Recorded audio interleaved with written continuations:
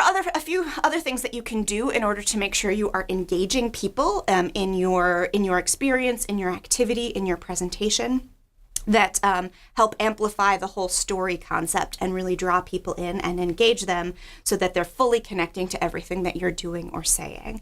And a lot of these have to do with sort of story elements as well.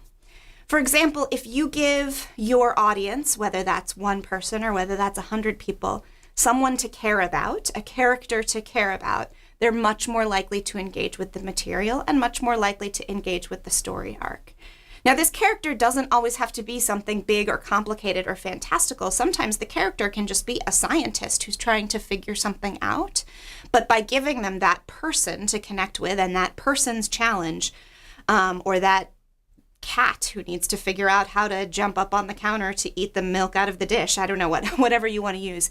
But typically giving them some sort of character, particularly some sort of character with a problem that needs solving, you'll draw a lot more audience into what's going on. Some other simple things you can do, once again, either in a big show or if you're just interacting one-on-one with somebody, is you can really build the dramatic process of what's going on by using variation. So by talking a whole lot faster or slower, or you can get really loud if you need to draw people in, or sometimes actually talking really quietly makes people lean their bodies in and really engage with what's happening. But just doing anything in variation, not talking in one way or doing things all one way, is more likely to keep people drawn in, because as things change, people re-click in to make sure they still know what's going on. One of the other really great things about this model is it gives you space in that middle area to demonstrate mistakes, to show people that you can think something's going to happen and then have it be something different. Mistakes are a really excellent thing to show off as a scientist to the public, because that sort of resiliency and persistence is one of the sort of key skills that people need in the sciences. And those are things that people in general are not very comfortable with.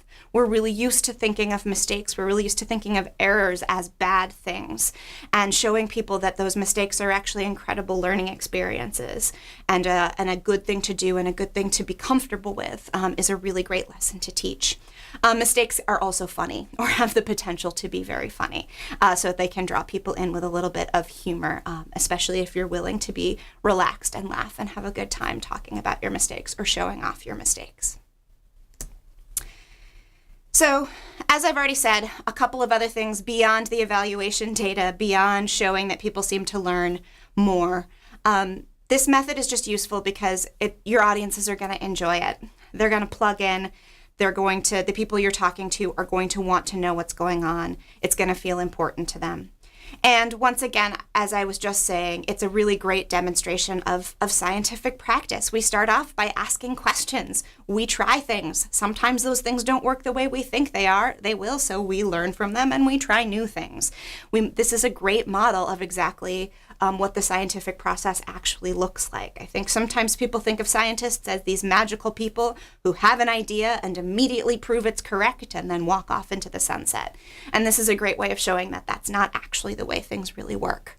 And that being comfortable with being wrong, or being comfortable with letting your experiment actually change your mind, is a really important part about this field and a really important part about the process that doesn't have to feel scary and doesn't have to feel like the wrong way of doing things.